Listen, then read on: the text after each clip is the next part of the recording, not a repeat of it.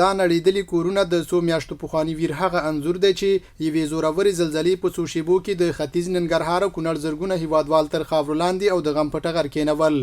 دغه لوی غم ته د هیواد له ګوټ ګوټ او بهرنیو هیوادونو څخه د مرستې ټیمونه راورسېدل.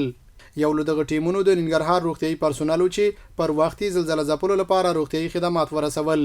عامې روغتیا وزارت یاد روغتیاپالان په مادي او معنوي ډالۍ ونازول. څه وخت مخکې زموږ ته هیوادوالو باندې په کونړ کې زلزله راغلې وه او د ټولو زخمیانو اکثره زخمیانو علاج به په ننګرهار کې شوی و. بیا د مناسبت باندې بیا د وزارت د خوا نه د ډاکټر صاحبانو ته ستاینلیکونه برابر کړل. تقریبا 1400 کسانو ته 5 نفر ته 10,000 روپۍ د وزارت طرفه نه او ته د ستاینلیکونو په ځای منظور کړی وي. نو دا تقدیر کړل چې د خلکو د ملت خدمت وکړو.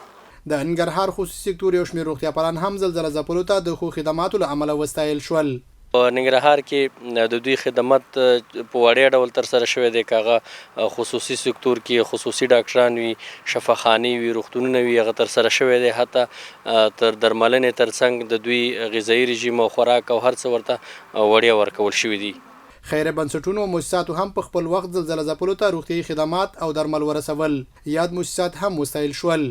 د زلزلې د خبر سره سم په شرقي زون کې موجود ټول مؤسسات او خیریه بنسټونه دوی فعال شول او خپل خدمات پیل کړ او د زلزلې ساحې ته ځانونه ورسول. دغه واقعا دغه نوښتونه چې دي موږ ته انرژي راکوي تر څو موږ نور هم وکولی شو چې د خپلو هیوادوالو په دغسې حالاتو کې ورته آمادګي ولرو، د هغوی خدمت وکړو، هغوی ته رسیدګي وکړو. دا یو ډېر نیک اقدام دی او موږ یې د ادامې هیله لرو. د دغسې ناورینونو پر مهال د بیړنیو مرستو رسول، په ځانګړي ډول روغتیایي، خوراکي او سرپناه برابرول د زیانمنو خلکو د ژوند ژغورلو او د هغوی د کړاوونو د کمولو لپاره خورا مهم بلل کیږي.